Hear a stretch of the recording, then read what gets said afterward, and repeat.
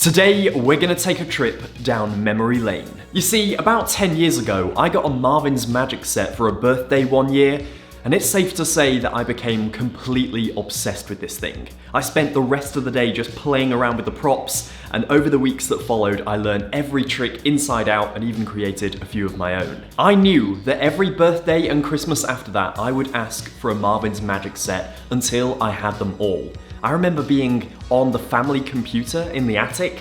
Don't ask why the family computer was in the attic, I don't know, but it just was. I remember being on the Marvin's Magic website for hours, literally hours, just looking at the sets and thinking about which ones I wanted. It was such an obsession. Of course, I soon discovered there were other ways of learning magic, tutorials on YouTube, books, magic products, and over time, Marvin's Magic became less of a priority. And 10 years later, I'm a professional magician.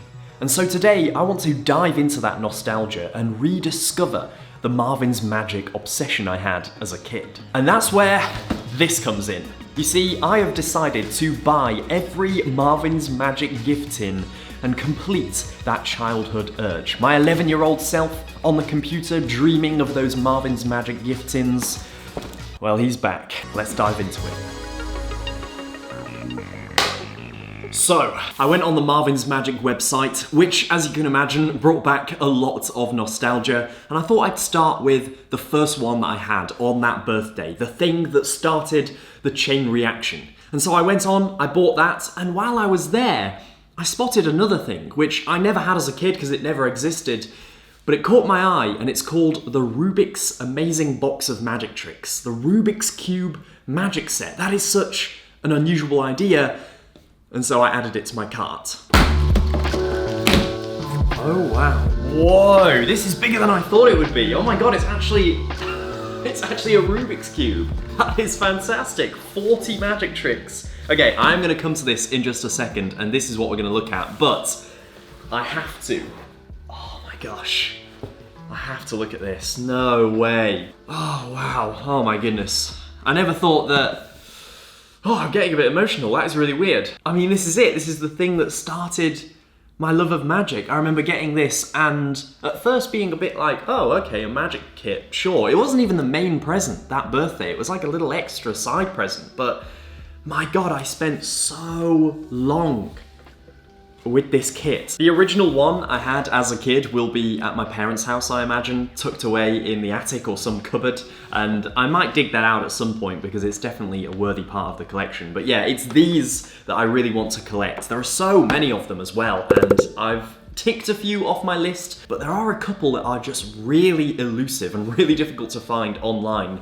In particular, Magic Illusions, 50 Greatest Magic Illusions. It's the green one. I can't find it anywhere. It's not on eBay, it's not on Amazon, it's just like impossible to find. This is what we're after today, the Rubik's box of amazing magic tricks. Oh my goodness. Very traditional, very classic instructions. They've not really changed that, that's good to see. But to be honest, I'm just gonna dive in and take a look at the props. Okay, we've got, oh, I think I know what this is. This is one of those illusion cards. So you lay it flat like this and it makes a perfect square. Everything's filled in. You rotate the pieces and it still makes a perfect square, but there's a hole in the middle. Love that, nice inclusion, nice first thing in the box. What is this? Another book. Is this more instructions? Oh no, this is a trick. So it's a blank notebook, as you can see, completely blank. I'll show you this. And then I snap my fingers and squares and patterns appear inside the book. I snap my fingers again and they colour. They colour themselves in. There was something similar to this in my recent Wish.com video. This one, I can safely say, is much higher quality. We have got a lot of different Rubik's Cubes and objects here. One that immediately jumped out at me when I saw it briefly on the website was this, because this I recognize. This is a cascading dice prop. Oh, really high quality as well, really high quality props. So this is what the trick looks like. We have this Rubik's Cube in this little container right here. Seal it inside. Now watch closely. 3, 2, 1. It explodes into loads of tiny Rubik's Cubes. That is so cute. Look at these things.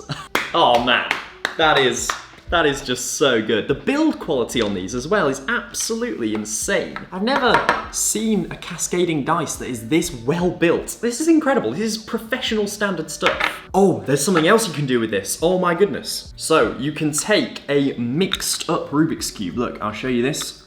Completely scrambled, completely mixed up. You can take the lid, similar kind of thing, except this time, watch that mixed up Rubik's Cube. One last look, every side mixed.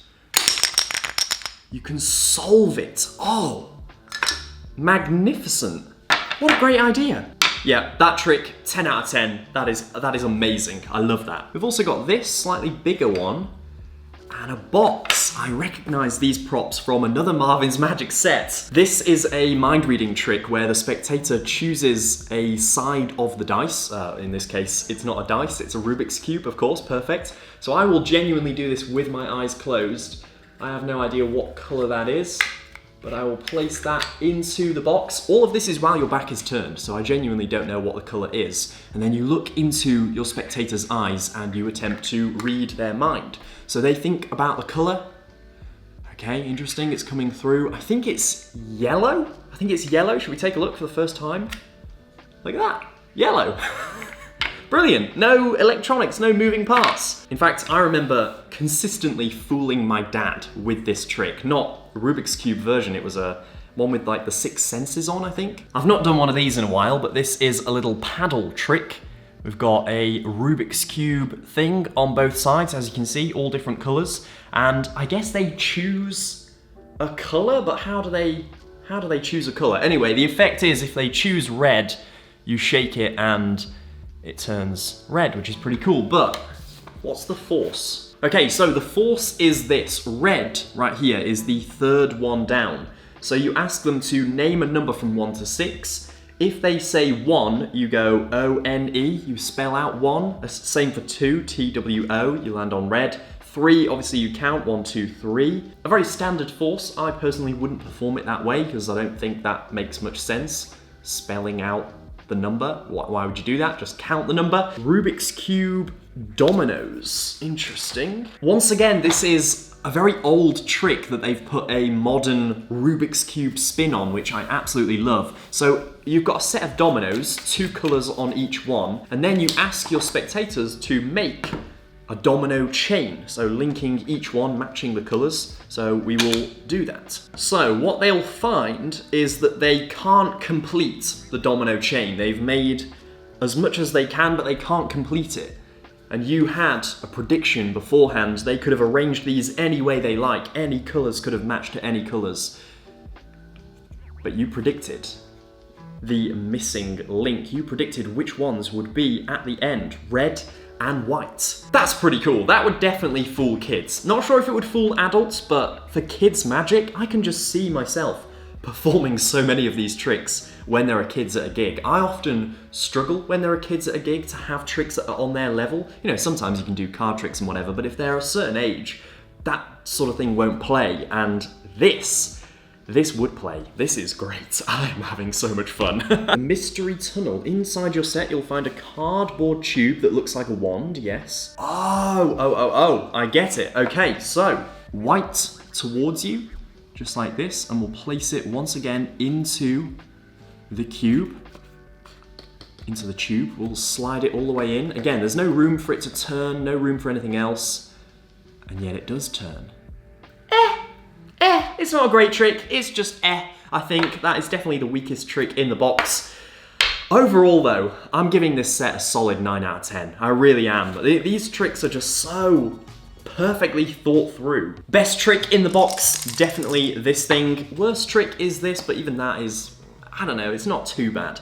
So there we go, that was the Rubik's Amazing Box of Magic Tricks Pro Magician versus Kids Magic Set, and I think it's safe to say the Kids Magic Set definitely impressed. I'll be rediscovering the wonders of this little tin, as well as all of the other tins that hopefully I'll be buying over the next few weeks. I'll be doing that in a future video, so look out for that.